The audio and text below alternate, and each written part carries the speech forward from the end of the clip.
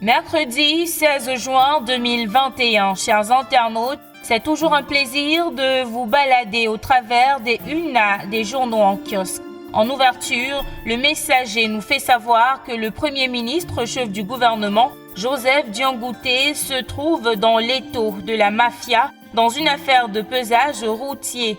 Coincé entre l'opacité et la boulimie de son secrétaire général, le Premier ministre laisse prospérer l'imposture et le viol flagrant des textes réglementaires sur les marchés publics. C'est une information à lire dans son intégralité en page 3.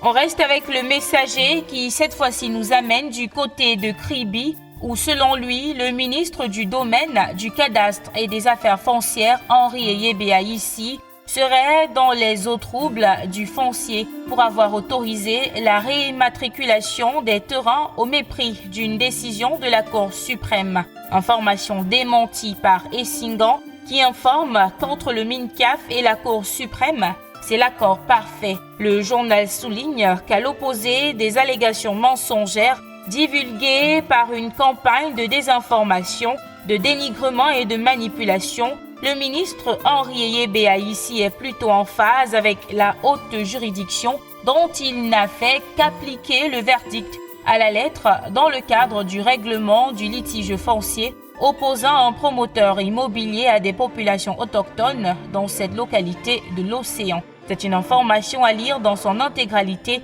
en pages 3 à 4.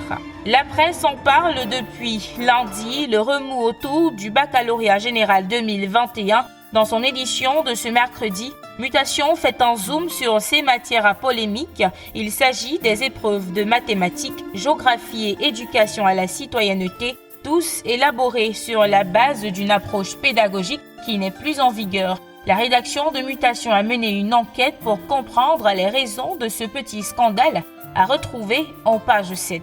On poursuit cette revue de presse avec Info Matin. Le quotidien nous fait savoir que l'ONU épingle les sécessionnistes pour les tueries dans les régions anglophones. Le journal indique que le représentant spécial du secrétaire général des Nations Unies, François Louncenifol, dans son rapport présenté le 7 juin dernier au cours d'une réunion du Conseil de sécurité, a tenu pour responsables les séparatistes pour la récurrence des massacres dans les régions du Nord-Ouest et du Sud-Ouest. L'intégralité de ce rapport est à lire en page 2. Cannes Total Énergie 2021, il n'y a pas le feu. C'est le grand titre en une de Cameroun Tribune qui souligne que le secrétaire général de la Confédération africaine de football a définitivement balayé les doutes consécutifs au report de la cérémonie de tirage au sort de la CAN 2021. Le rendez-vous a donc été pris pour la première quinzaine du mois d'août. En attendant, un bureau dédié à la Confédération a été inauguré hier à Yaoundé par Véran Mosengo Omba qui n'a pas du tout tari d'éloge sur le niveau de préparation du Cameroun. Cette information est relayée par Le Jour en grande une de sa parution de ce mercredi 16 juin 2021. Et voilà qui vient mettre un terme à cette édition de la revue de presse sur JDC Plus TV. Merci d'avoir regardé. À demain.